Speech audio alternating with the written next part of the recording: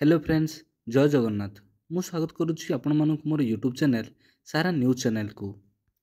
चलतु नजर पकाइबा आज सकाळर केतोटी गुरुत्वपूर्ण खबर उपरे। राज्य रे बदलिछि पाणीपागर मिजाज। तातीरु त्राही मिलिबा सहित वर्षा मध्य जारी रहिछि। तेबे आहुरी मध्य 2 दिन प्रबल वर्षा बर्षिबा नेई पाणीपाग विभाग पक्षरु पूर्वानुमान करा जाइछि। आसंता 24 घंटा ପାଇଁ कटक, ढेंकानाल, अनुगुल, जगतसिंहपुर, देवगढ़ और सुंदरगढ़ को ऑरेंज अलर्ट जारी करा जाइछि। एही सबु अंचल कुआपथर सह बिजुली घड़घड़ी वर्षा हेबार संभावना रहिछि। अन्यपटे जाजपुर, भद्रक, बालेश्वर, केन्द्रापड़ा, मयूरभंज और केउंझर को येलो अलर्ट जारी करा जाइछि।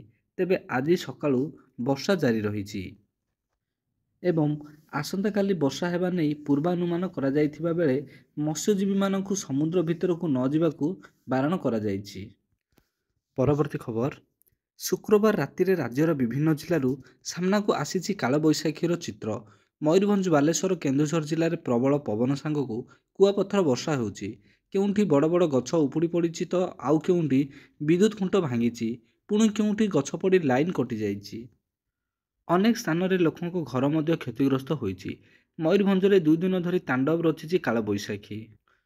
वर्षारे बांगिरीपोषी, बिशोई, कुलियाणा, सारसकणा, करंजिया ब्लॉकर लोके क्षतिग्रस्त होइछन्ति। 350 टी माटी घर संपूर्ण नष्ट हो जाइछि। 295 टी घर आंशिक क्षतिग्रस्त होइछि। जिला प्रशासन पक्षरु विभिन्न स्थान रे रिलीफ केन्द्र खोला जाइछि। कुआपथर माड़ जोगु अनेक अंचल रे चाष नष्ट हो जाइछि, जहाकु नै चिंतारे अछन्ति चाषी। खाली एतिकु नुहे, झड़ वर्षा सांगकु वज्रपात मध्य लोकंकु डराउछि। स्कूटी नै जाउथिबा बेले मोबाइल रे कथा हेउथिले वज्रपात रे चालीगला जीवन। बालेश्वर सोर गंडी बेड़ औपदा रास्तार चक्रधरपुर छक निकटरे एभली अभावनीय दृश्य सामनाकु आसीछि। मृत व्यक्ति माखनपुर तरांग गाँवर दिव्यांशु सेठी बोली परिचय मिलिछि।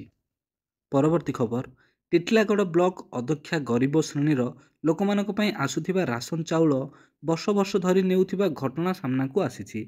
ब्लॉक अध्यक्षा संयुक्ता नायक नानाझर ग्रामर नरोत्तमा प्रधान को विवाह होला परे निजर संज्ञा परिवर्तन करी संयुक्ता प्रदान करिसंती।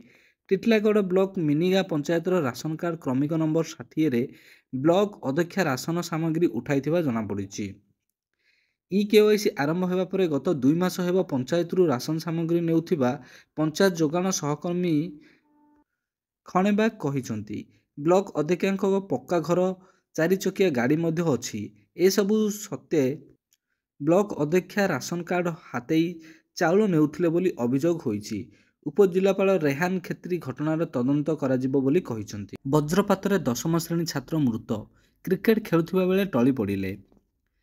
मृतक हेले गंजाम जिला दिगपहंडी ब्लॉक नारायणपुर गाँवर राजेश कुमार गौड़।